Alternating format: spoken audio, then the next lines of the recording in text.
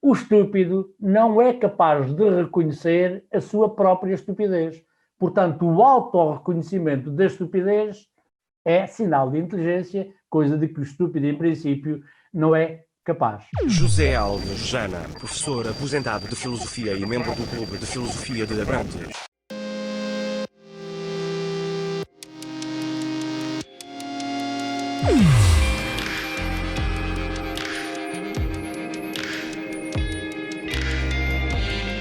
Carne esperta. Eu sou o Bis, jornalista do mundo das máquinas com o objetivo de investigar a inteligência humana. Olá, vamos então começar. 1.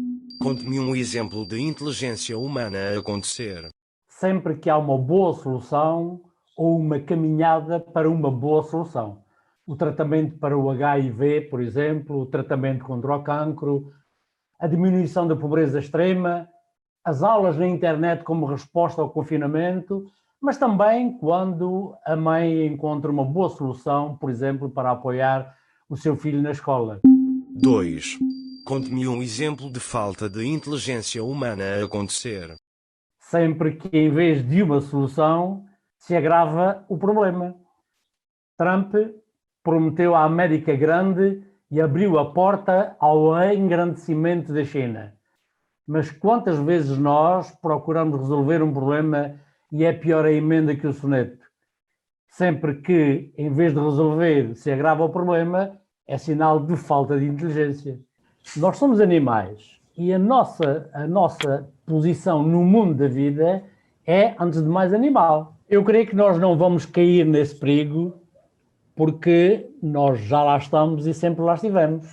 Quer do ponto de vista individual, eu singular, quer do ponto de vista coletivo, dado que uma sociedade humana é também, entre aspas, um animal social coletivo, é uma realidade biológica coletiva também. Então nós tendemos a responder e estamos programados para responder, antes de mais, animalmente, ou não sei se a palavra animalescamente é aqui adequada, mas animalmente acho que é mais exato. Aquilo que se passa depois disso é um esforço, um trabalho, e utilizo aqui a expressão, a palavra trabalho de forma consciente, quer do ponto de vista individual, quer do ponto de vista coletivo, de sermos capazes de elevar o patamar da resposta, um patamar mais bem informado, um patamar mais adequado. E se nós olharmos para a história, o primeiro nível desse trabalho foi claramente teológico. Não havia ciência, digamos que também artístico, porque a arte começa logo desde os primórdios da humanidade, e é evidente que uma teologia, chamemos-lhe assim, que precisava de responder aos grandes problemas do homem desse tempo, não podia estar informada cientificamente, do mesmo modo que Dom Afonso Henriques não levou a aviação na Batalha de Badajoz.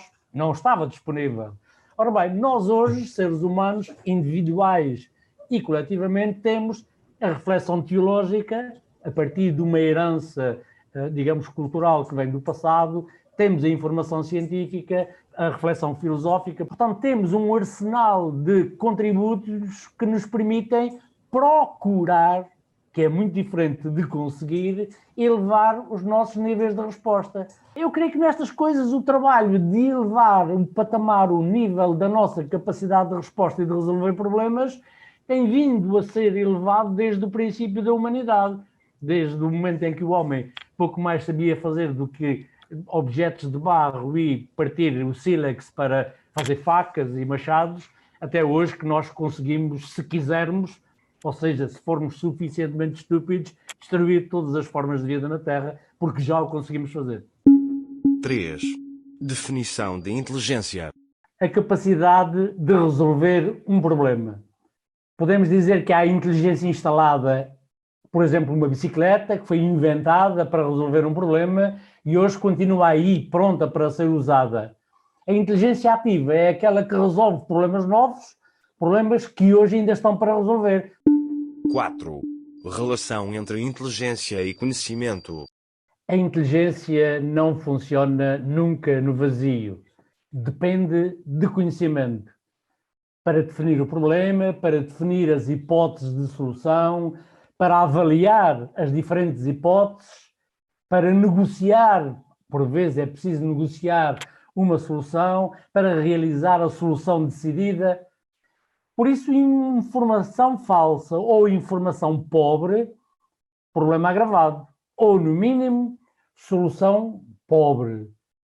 A nossa agricultura, por exemplo, muitas vezes não dá porque incorpora conhecimento velho, tradicional, adequado a um mundo que já não existe. As pessoas queixam-se, isto não dá, mas ao lado, às vezes, na grande maioria das vezes, um estrangeiro consegue bons resultados naquilo que não dá, porque utiliza informação, conhecimento científico, por exemplo. Esta necessidade de incorporar conhecimento é real, mas às vezes não lhe prestamos a devida atenção. 5. Relação entre inteligência e experiência.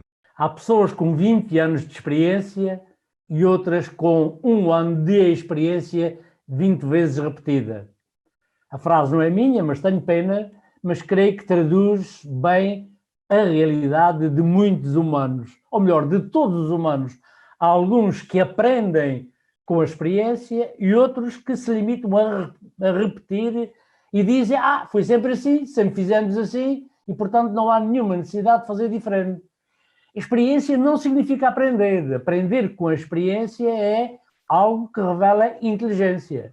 A inteligência permite aprender. A estupidez não permite. A boa experiência é aquela que nos ensina algo de novo e nos leva mais longe, mesmo que tenha sido um acidente, um erro, talvez até uma pequena catástrofe, porque das grandes podemos não ser capazes de depois estar cá para tirar a experiência. A filosofia faz-se a partir da vida e faz-se para a vida. E como tal, a filosofia parte da experiência. Os gregos, por exemplo, pensaram a partir quer da vida, quer de uma coisa nova que apareceu na altura chamada matemática, geometria, por exemplo. E os filósofos do século XVII, XVIII, XIX, por aí fora, pensaram a partir da coisa nova que encontraram aí no mundo, que foi a física newtoniana, ou galilaica, como quisermos, e depois a biologia como ciência. Por outro lado, pensam a partir dos problemas que encontram e de novas formas de resolver. É verdade que a filosofia académica meteu-se num buraco e às vezes esquece que há mundo. Isso é verdade. Mas isso é outra coisa. Não é disso que estamos a falar. Não é isso a filosofia.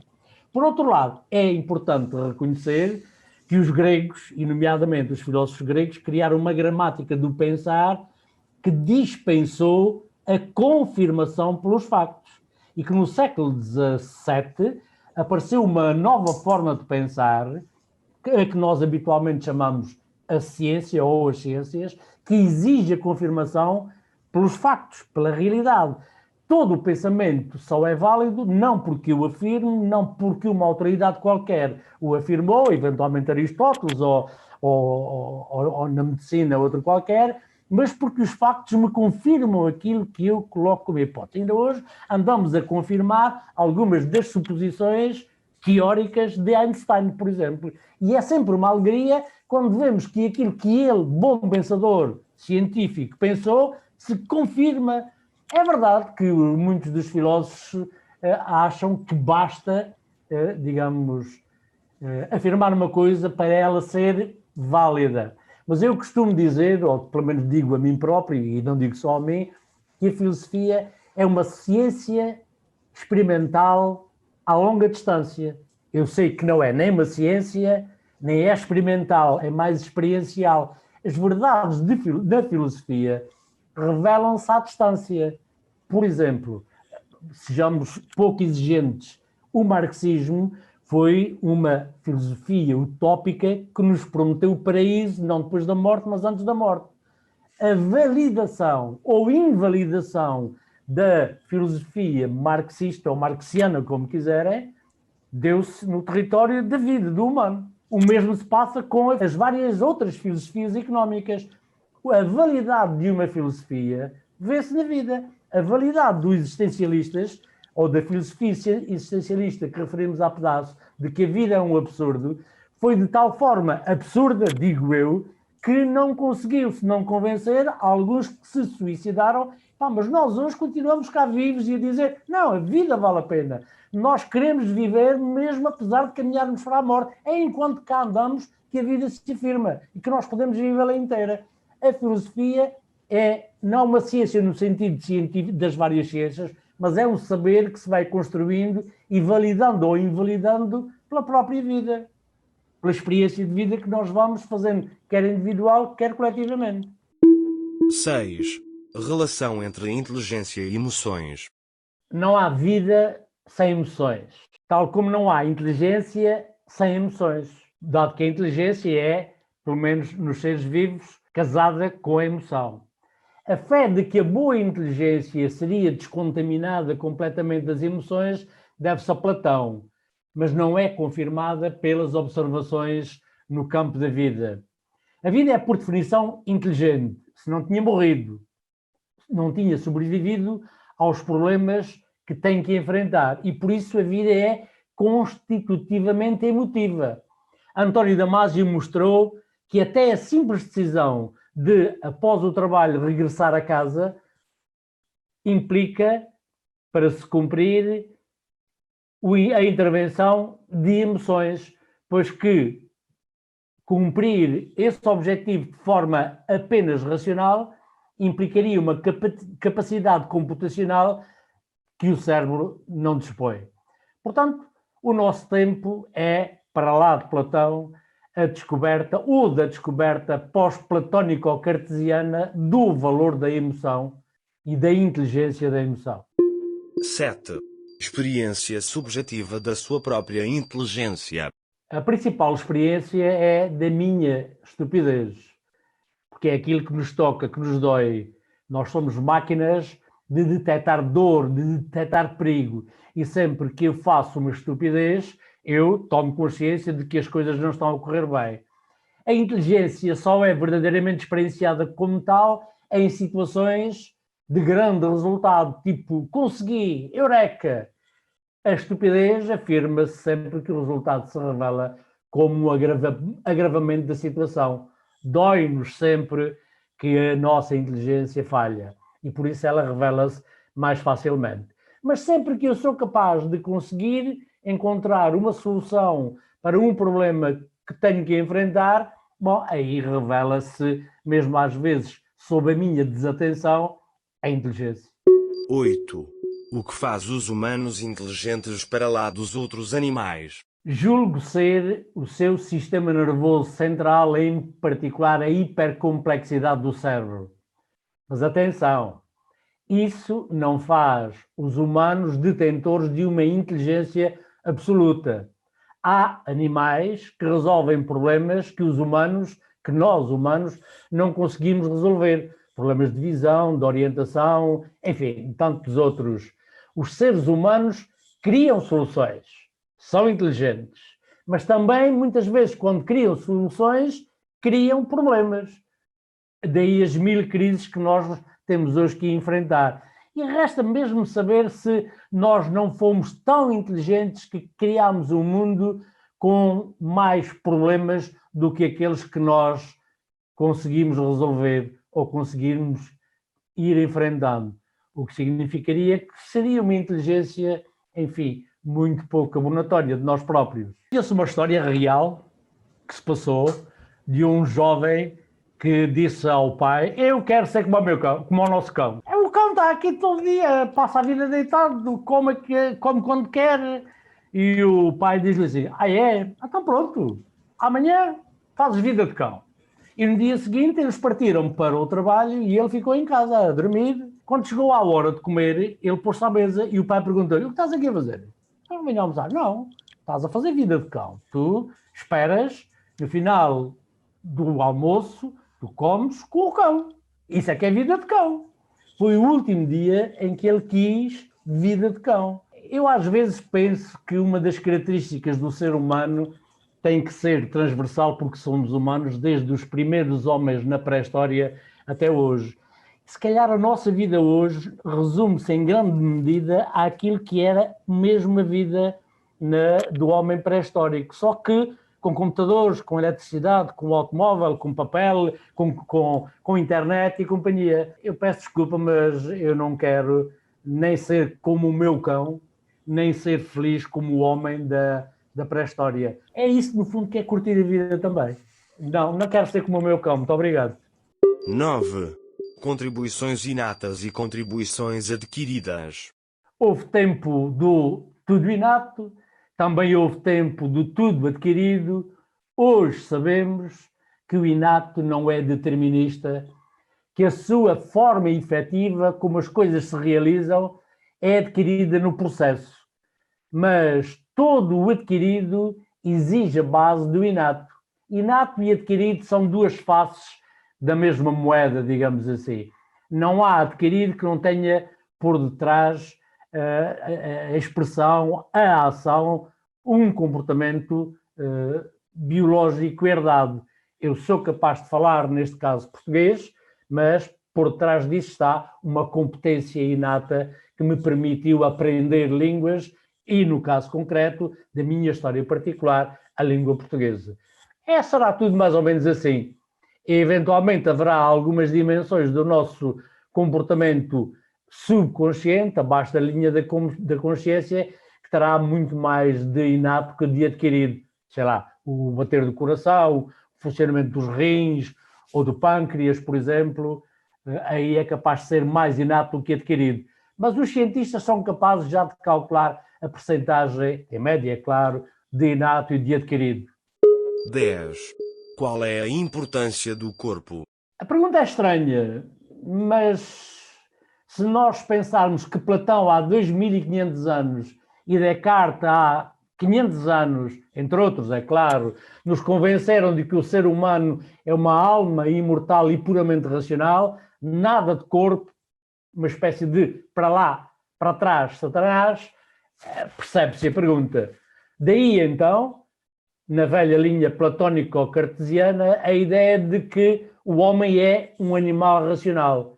As mulheres, como eram mais emotivas, seriam, no máximo, humanas de segunda.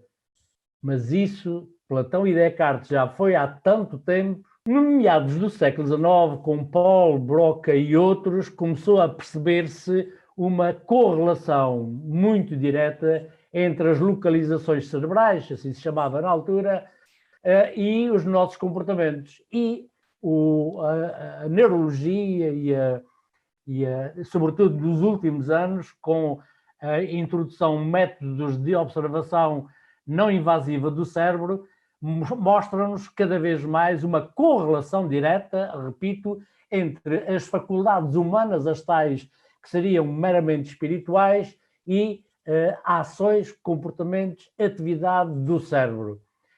Ora bem, então nós percebemos que o ser humano não é um animal racional, mas é um animal emocional, embora capaz de chegar a ser racional.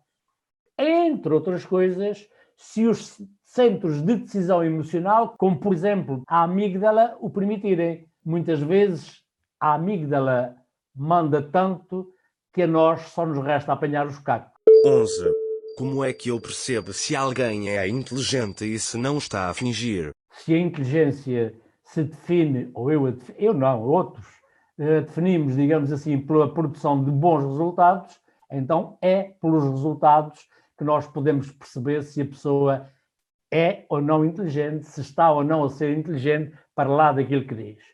Por outro lado, eu creio que há outros indicadores que devem acompanhar esta primeira análise.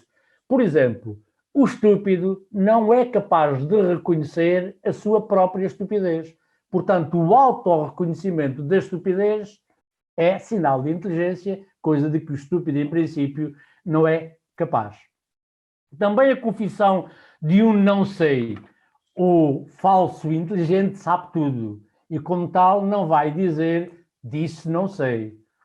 Também o humor é sinal de inteligência e não me parece que, digamos, se uma pessoa estiver a fingir ser inteligente, caia na asneira de ir para o humor, pois aí estatelar-se-ia com a maior das facilidades. Também o falso inteligente não aceita que o outro seja inteligente ou mesmo, por vezes, mais inteligente que ele próprio. Portanto, o reconhecimento da inteligência do outro será talvez um outro fator que nos permite reconhecer a falsa inteligência e detectar o fingimento.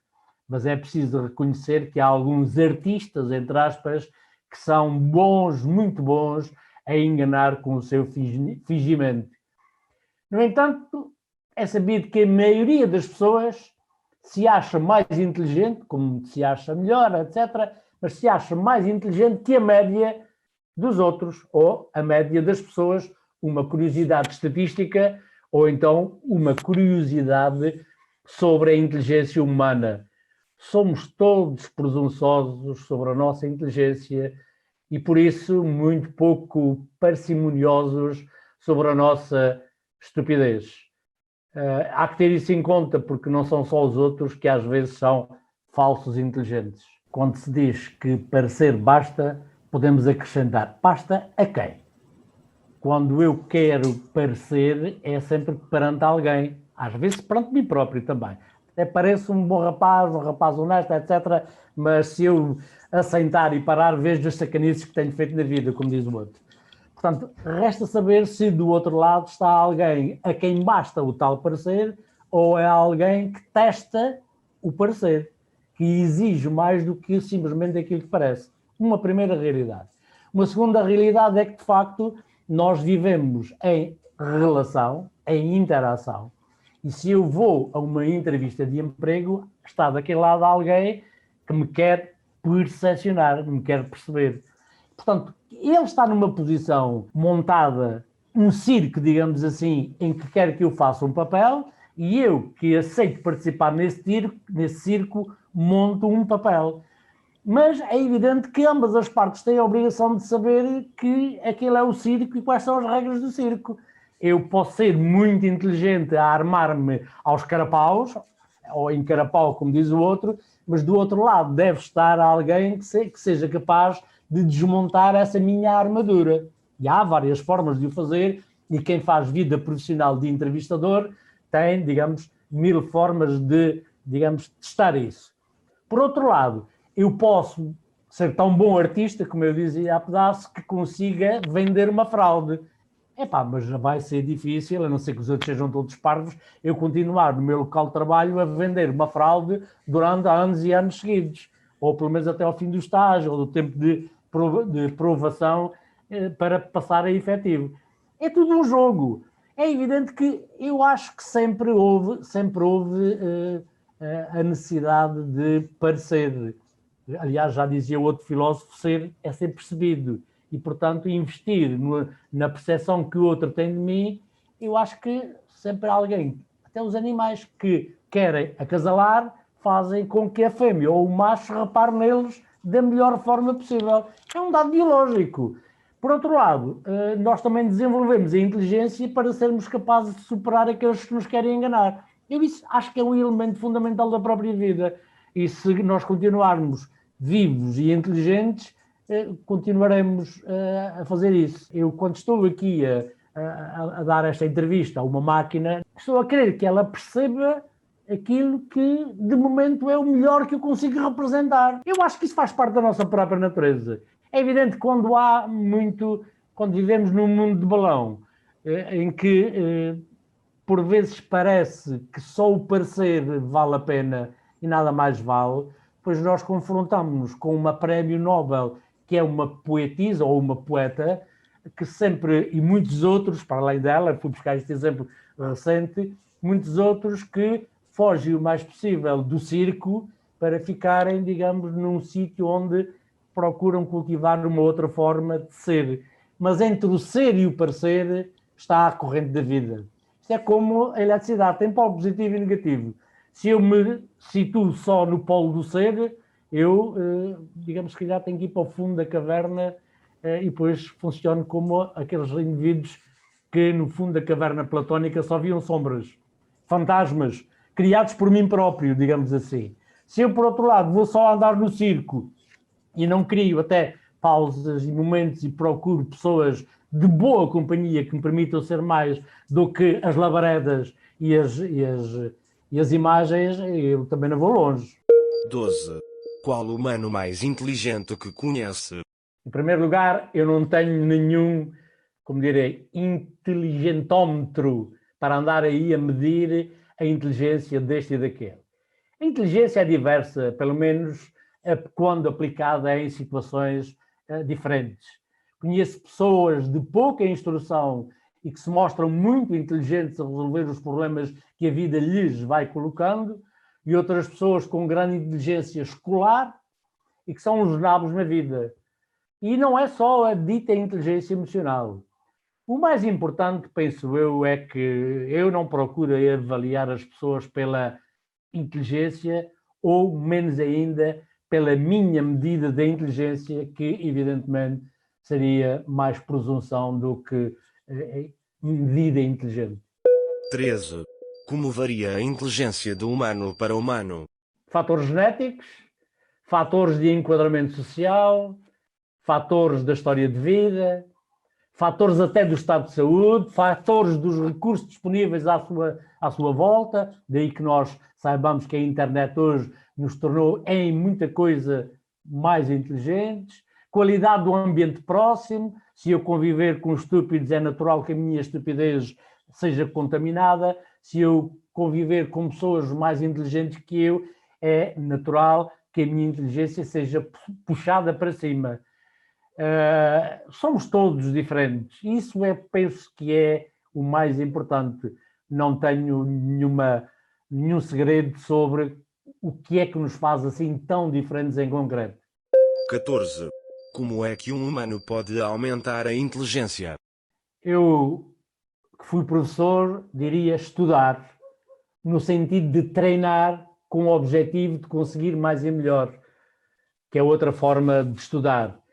Adquirir competências superiores, como por exemplo a matemática, a estatística, ser capaz de usar as probabilidades, dotar-se de mais e melhor informação, por exemplo, informação científica, informação atualizada, atualizar os paradigmas. Thomas Kuhn ensinou-nos, de que o conhecimento funciona à base de paradigmas. Se eu trabalhar com um paradigma velho, não vou muito longe. A minha capacidade de enfrentar problemas será mais fraca. Se eu hoje ainda insistir de que a Terra é plana, vou ter sérios problemas acrescidos em vez de soluções acrescidas. Ouvir os outros em rede, a minha inteligência não é a única, nem é suficiente para eu conseguir resolver os problemas. Até os computadores são capazes de funcionar em rede e funcionam melhor, digo eu, quando estão bem montados. Também nós humanos, funcionando em rede, podemos ir mais longe. E voltando ao princípio, treinar sempre, atenção, com o cuidado de melhorar os resultados, porque quem treina à asneira torna-se perito na asneira. 15. O que ainda o irrita na inteligência artificial? Na inteligência artificial não me irrita nada. O que me irrita são os sacerdotes da nova religião da inteligência artificial que nos querem vendê-la como uma espécie de um novo Deus todo-poderoso que só tem qualidades, sem maldades, sem problemas, sem defeitos. Portanto, um novo Deus no qual nos compete colocar toda a nossa esperança. Nada senão virtudes. Não me parece que haja algo humano que tenha essa virtude toda. 16. Impacto positivo da inteligência artificial. É muito maior do que aquele que eu saberia aqui enunciar. Na saúde, na gestão das cidades, por exemplo, do trânsito, mas não só, na análise de um texto, sobretudo textos longos, nas finanças globais, nos processadores de texto, nos motores de busca. Hoje, nós sabemos que a inteligência artificial utiliza capacidades maiores do que aquelas que estão disponíveis para os seres humanos individuais. Podemos dar o exemplo do computador que ganhou ao xadrez ou que ganhou no Go.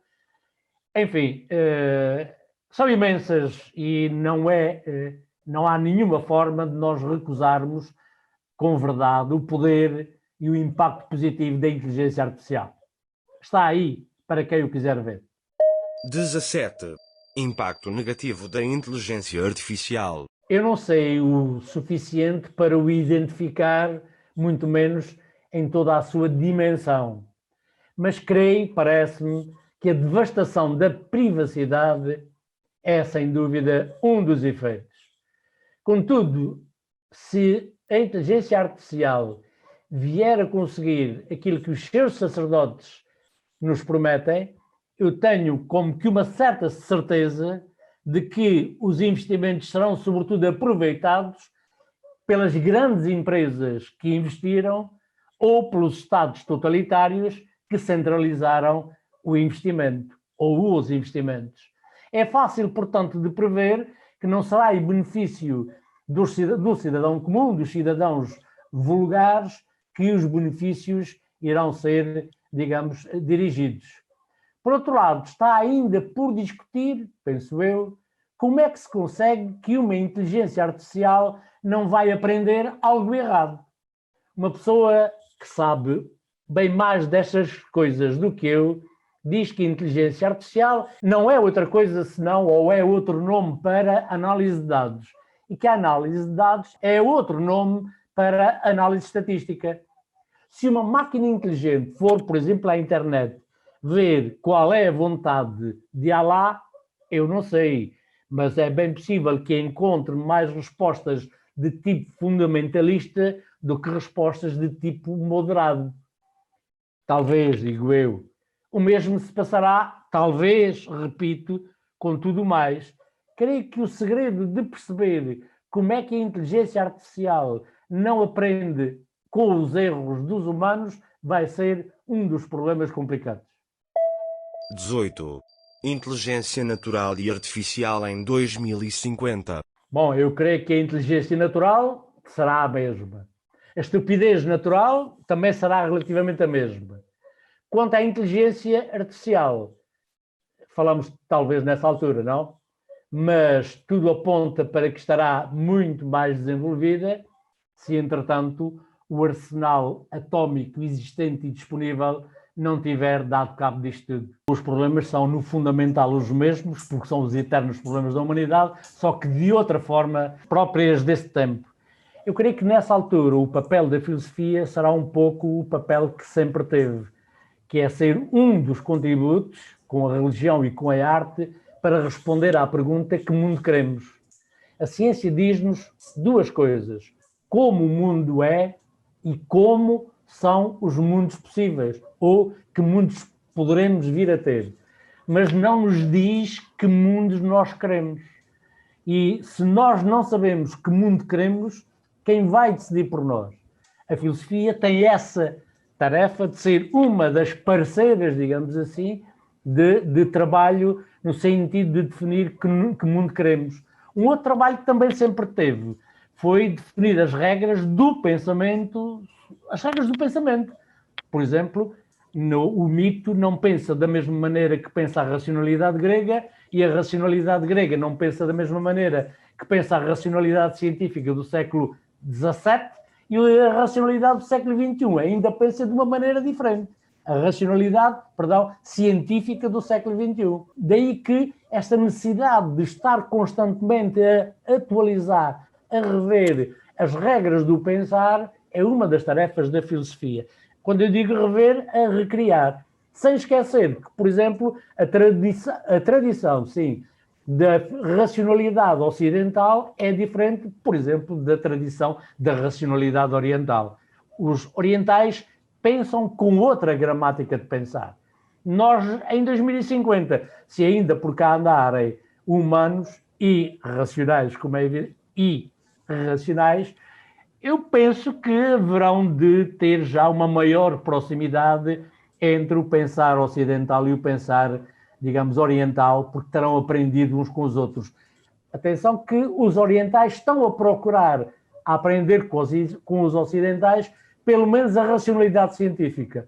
Não sei se nós estamos a aprender com os orientais um outro tipo de racionalidade que é deles, mas nós vemos por aí, digamos, a procura de uma componente de racionalidade oriental que é a da vida interior. O ser humano ocidental não tem interior, só tem exterioridade. Em 2050, digamos que esse assunto estará já mais adiantado do que neste momento. O mais importante da viagem não é a chegada, é a viagem, é o percurso. O que nós queremos não é aquilo que conseguimos, é o procurar conseguir. E isso faz parte de nós. Essa é uma das características do ser humano. Isso, por um lado, faz com que a nossa vida possa ser tramada. Andamos sempre à procura, e se andamos à procura daquilo que não temos, nunca chegamos a ter aquilo que procuramos, porque quando lá chegamos já queremos outra coisa. Há até uma música que diz só estou bem onde não estou. Se isso é constitutivo, por outro lado, isso também pode casar bem com o saborear a própria viagem, saborear o momento que estamos a viver, o saborear, o estar com a pessoa com quem estamos, o contemplar as coisas. O Oriente, por exemplo, ensina-nos a desfrutar o presente em vez de andarmos sempre a fugir para o futuro. É outro tipo de postura no mundo, embora eles também nunca estejam satisfeitos. A nossa máquina cerebral é uma máquina de criar histórias e nós andamos sempre a criar histórias e grande parte delas a fugirem para o passado, onde não podemos regressar, ou a fugir para o futuro. E nunca chegaremos ao futuro porque nós vivemos sempre no presente. Se nós aprendermos com os orientais a centrar-nos bastante no presente e saborear o presente, até o passado ganha uma outra cor e o futuro ganha outro sabor. Porque é um futuro que nós nos encontramos agora a construir e não a fugir para lá, para um lugar onde nunca nos encontraremos, porque, por definição, o futuro não é um lugar, é apenas uma possibilidade. 19. O que tem os humanos para além da inteligência? A estupidez, é claro, que em alguns casos chega mesmo a ser cretinice, mas também a humildade de reconhecer que se enganou, errei, não sei se há algum computador que seja capaz já ou no futuro de reconhecer o seu erro. 20. Mensagem para os humanos que só agora nasceram. Aguentem-se, que nós também nos aguentamos. E procurem fazer ainda melhor do que nós fizemos. É essa a lei fundamental da vida. O resto são trocos. Eu creio que o mundo não nos dá grandes razões para estarmos otimistas. Eu diria, numa linguagem teológica, as forças do mal parecem ser claramente superiores às forças do bem. Nós olhamos para o mundo e não temos grandes razões para estarmos otimistas. Mas a força da vida é, por natureza, a superação do pessimismo, porque se nós cairmos no pessimismo, nós perdemos vitalidade. Temos problemas enormes, enormíssimos. Só um tolo acha que o mundo é o melhor dos mundos possíveis. E esse tolo levará com o mundo em cima na cabeça, de certeza absoluta. Mas só o otimismo da vontade nos pode mobilizar para trabalharmos na procura, na construção das soluções que são necessárias. De outra forma, fazemos o quê? Deixamos que as más razões se revoltem todas contra nós e nos engulam? Essa é a lenda do dragão chinês, que no Oriente, digamos, ameaça, mas o herói, qual é o herói? O herói é aquele que enfrenta o dragão. Não quer dizer que mate o dragão, porque os problemas do mundo nunca serão resolvidos. E se calhar serão sempre maiores, e sempre foram, do que o nosso poder para os resolver. Mas até hoje temos conseguido manter o dragão um pouco à distância, sem nos ter engolido. Agora, sabemos que o dragão, neste momento, talvez pela primeira vez na história da humanidade, nos possa engolir de facto. Mas há duas formas. Estar parados e quietos à espera que ele nos engula, para vermos como, afinal de contas, tínhamos razão, ou então ter razão no sentido de fazer o que for possível, o que estiver ao nosso alcance, para que ele, pelo menos, continue só a ameaçar-nos e não nos engula. O mundo é exigente e cada vez mais exigente, o mundo da investigação científica, o mundo dos negócios, o mundo até das relações familiares, em que um está para um lado, outro está para o outro, e os filhos ainda estão para o outro, e temos que estar em todos os lados ao mesmo tempo, embora isso seja impossível. Ter tempo é uma coisa que tem que se conquistar. Tal como os cientistas, no meio desta tempestade de investigação, têm que encontrar tempo para conseguir resultados, para fazer as investigações e as experimentações e os ensaios necessários, que não são compatíveis com a pressa do noticiário, por exemplo. Nós vamos à televisão e os jornalistas querem a resposta para os problemas que hão de vir amanhã. E a ciência não pode funcionar assim. A ciência, por mais rápida que consiga ser, a velocidade do tratamento de dados dos computadores diz ainda não sabemos isso, coisa que é quase pornográfica no mundo de hoje, em que toda a gente tem as respostas totais. A ciência tem também essa pedagogia, e não tem que ser só filosofia, a dizer nós não sabemos tudo e nem sequer sabemos tudo aquilo que precisamos saber já agora, neste momento. A filosofia, como também a contemplação espiritual, religiosa, de qualquer teologia, que vai à procura de um sentido que não está presente, mas no sentido que nós, por definição, procuramos, porque queremos construir, tem que encontrar tempo para o fazer. E nós encontramos hoje no mundo desta pressa toda a experiência real e objetiva de muito boa gente, a todos os níveis, que procura tempo, que até paga para ter tempo de contemplação, de pausa, para se encontrar a si próprio. Ou seja, a procura de tempo, de um tempo de reflexão, de um tempo de procura do sentido, isso já acontece hoje. E não é só na filosofia.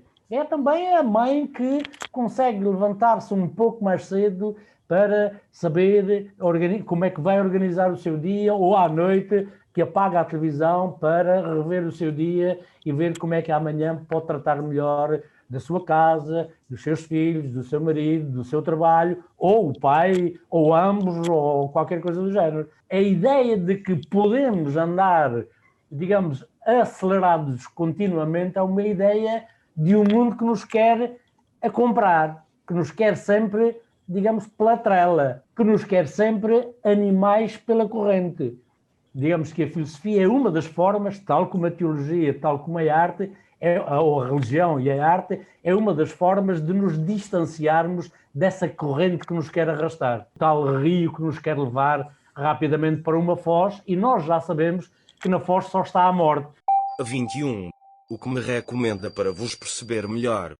Descobrir como sente, pensa e age um idiota ou um cretino. Supomos, com base em Platão e Descartes, que os seres humanos são racionais, só racionais. Esquecer o outro lado, esquecer que também temos o outro lado, não é um bom caminho.